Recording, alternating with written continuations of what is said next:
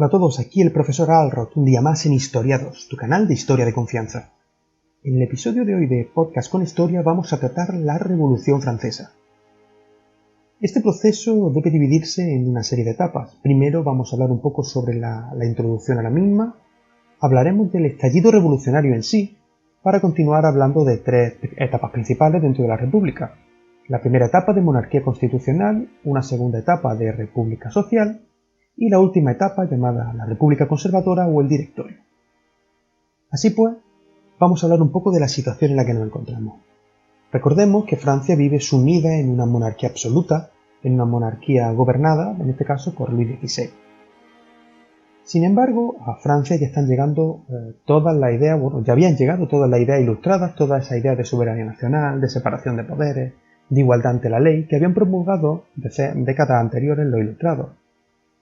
A su vez, están llegando toda una información nueva de la zona norteamericana sobre la Declaración de Independencia de Estados Unidos, una declaración que se llevó a cabo ese 4 de julio de 1776, además de la creación de una constitución.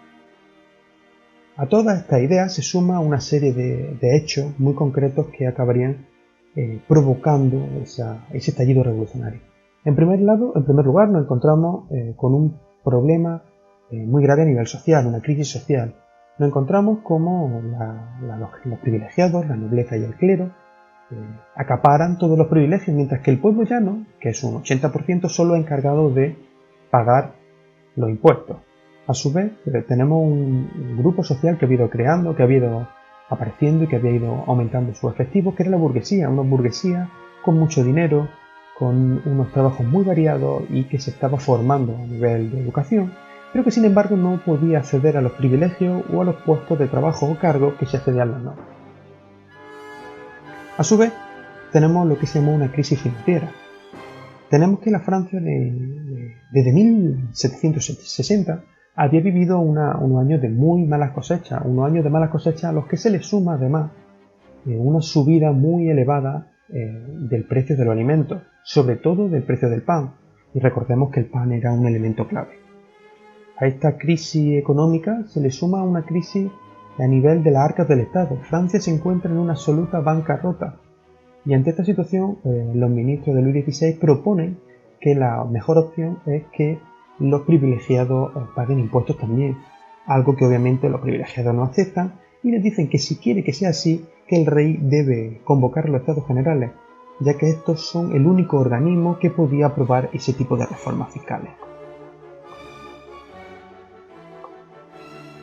Así pues, a Luis XVI no le quedó otra que convocar en mayo de 1789 los Estados Generales, unos Estados Generales que estaban presididos por él y ocupados por los tres grandes estamentos, la nobleza, el clero y el tercer estado.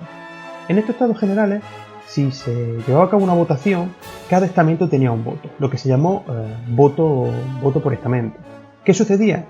Que el tercer estado en este voto por estamento casi nunca conseguía lo que se propusiese. Así pues, el tercer estado propuso al resto que se crease un voto por persona, algo que obviamente no fue aceptado por el resto de los estamentos, es decir, por los dos privilegiados. Por lo tanto, el tercer estado, liderado por la burguesía, abandona los Estados Generales y convoca a la Asamblea Nacional. Se reúnen en la sala de juego de pelota del Palacio de Versalles el 20 de junio de 1789 y se proclaman representantes de la nación, prometiendo a esta la creación de una constitución. El pueblo de París, ante el miedo a que el rey pudiese disolver esa asamblea, asaltó el 14 de julio de ese 1789 la Bastilla. La Bastilla era una fortaleza prisión y era el símbolo de la monarquía absoluta. Por lo tanto, ese 14 de julio y ese asalto da tradicionalmente el comienzo a la Revolución Francesa. Esta revolución se propagaría muy rápido por otras ciudades y por zonas rurales, en la que se desató una revuelta antiseñorial, llamada el Gran Miedo.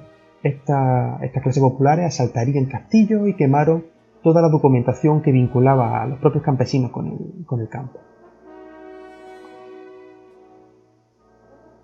Así, vemos cómo ya iniciada esta revolución, pasamos a las tres grandes etapas de la Revolución Francesa.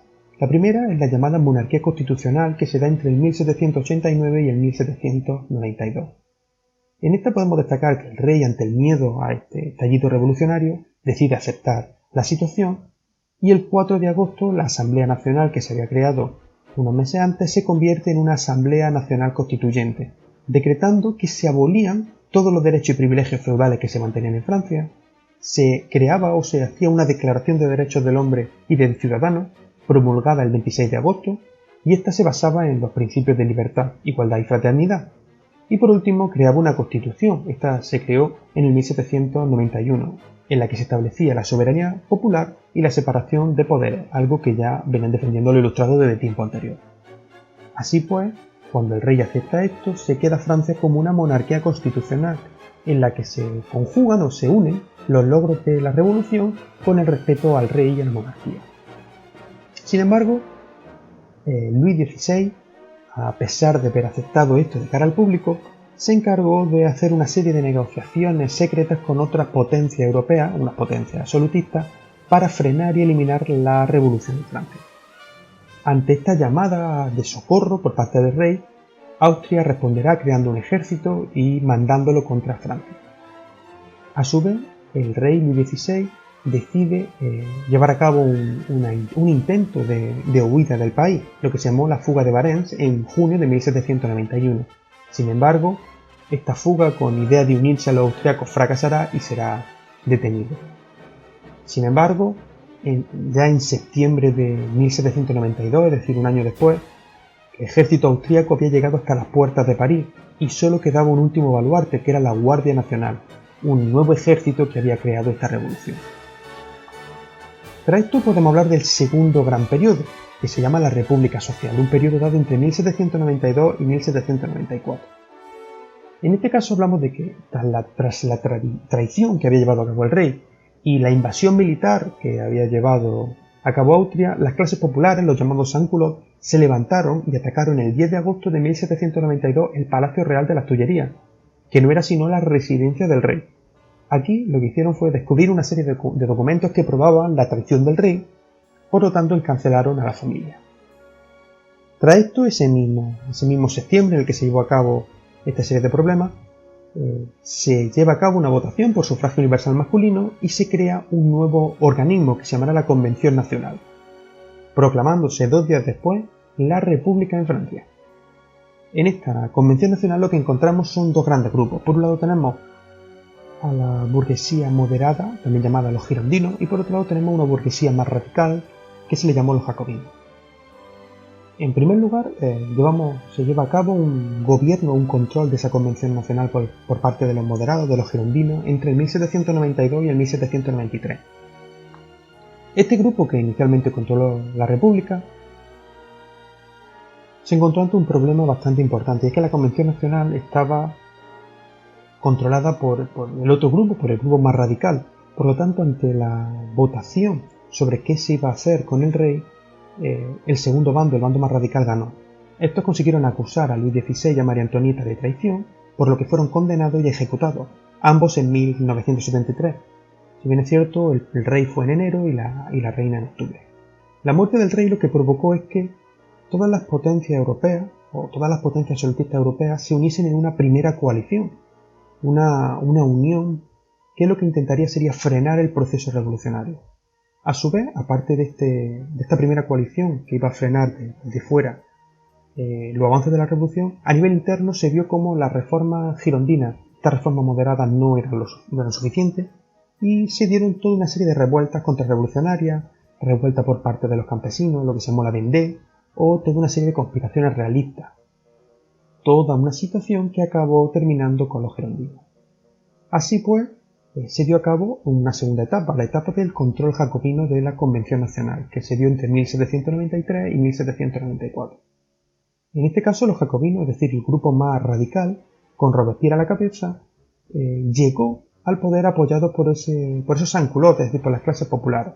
Por lo tanto, los jacobinos desde un inicio hicieron suyas las demandas del pueblo, promulgando una nueva constitución. Esto, lo que sí consiguieron fue frenar la invasión austríaca. ¿Cómo? Llevando a cabo toda una serie de levas en masa forzada, es decir, gente nueva para el ejército. Sin embargo, a nivel interno los problemas se sucedían, la gente se levantaba aún más y no les quedó otra que llevar a cabo lo que se llamó la política del terror. Esta política del terror se basó simplemente en ejecutar a todos aquellos que estuviesen en contra de sus ideales más radicales o en contra de la revolución.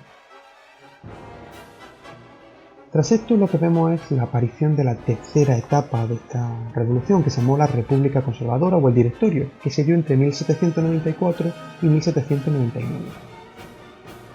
Lograda la estabilidad dentro del sistema, la burguesía moderada se haría con el poder o con el control de la Convención Nacional y lo que hicieron fue llevar a cabo lo que se llamó el Termidor en 1794. Es decir, retiraron la confianza que tenían a Robespierre, que era ese gobernador anterior más radical jacobino. Este acabaría guillotinado junto a toda una serie de líderes jacobinos y desató lo que se llamó el terror blanco. Mientras que en el periodo jacobino había sido un terror generalizado, aquí se llamó terror blanco. Iba dirigido sobre todo contra el bando de los jacobinos, contra esos republicanos más radicales. Con esta república conservadora, en 1795 lo que se instaura un sistema en el que se crea una nueva constitución, creando un marco legal para las nuevas instituciones republicanas. Este designa un poder ejecutivo a un nuevo organismo que se llamó el Directorio. Este Directorio estaría formado por 5 miembros con un cargo anual, controlado sobre todo por la parte de la burguesía más moderada, de esos girondinos. En octubre de ese 1795, la Convención Nacional se disuelve y se sustituye por 2 cámaras. Por un lado tenemos el Consejo de Ancianos y por otro lado el Consejo de 500, que era elegido por sufragio censitario. Sin embargo, esto no duraría más de unos 4 años, porque nos encontramos ante una crisis interna muy fuerte y a nivel externo grandes problemas, porque esa primera coalición que había sido vencida por los jacobinos, se crea una segunda coalición a nivel europeo. Sin embargo, aquí empieza a destacar un general francés, Napoleón Bonaparte, que ya había llevado a cabo toda una serie de victorias contra esas coaliciones. Este lo que hace es ponerse a la cabeza de un golpe de Estado. El golpe de Estado, que se llamó el golpe de Estado del 18 de Brumario, que realmente se llevó a cabo el 9 de noviembre de 1799, pondría fin a la etapa de la Revolución Francesa. Y bueno, hasta aquí el podcast sobre la Revolución Francesa, en la que hemos visto esa introducción y esas bases por las que surgió o estalló la Revolución Francesa. Hemos visto cómo se desarrolló ese estallido revolucionario en sí y cuáles fueron las 3 principales etapas del gobierno de la República. En futuros podcasts lo que vamos a trabajar sobre todo es el sistema que siguió la Revolución Francesa, que no es sino el consulado y el imperio de Napoleón Bonaparte.